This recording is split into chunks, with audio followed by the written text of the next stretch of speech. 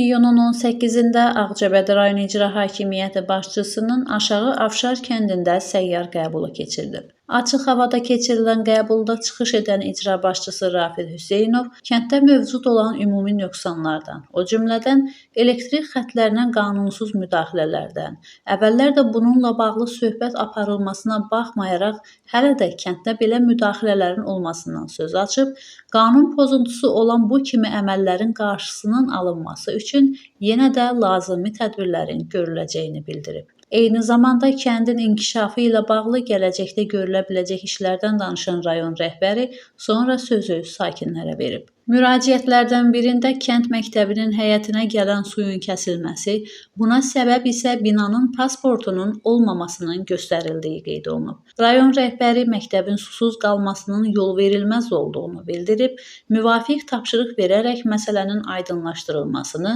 lazım gələrsə bununla bağlı aidiyyəti ünvana məktub yazılmasını tapşırıb, problemi nəzarətdə saxlayacağını bildirib. Daha bir müraciətdə isə kənd ərazisindən yanaşı keçən kanal və kanalizasiya xəttinin yaratdığı problemdən, daha doğrusu bəzi hissələrdə kanal suyunun kanalizasiya suyuna qarışması nəticəsində evləri su basmasından söz açaraq köməklik göstərilməsi xahiş edilib.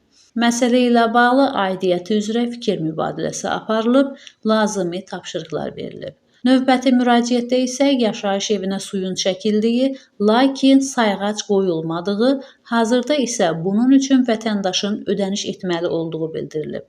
Vətəndaşa izah olunub ki, o bu məsələ ilə bağlı yeni abunəlik zamanı müraciət etsəydi, şirkət tərəfindən problemi həll edilmiş olardı.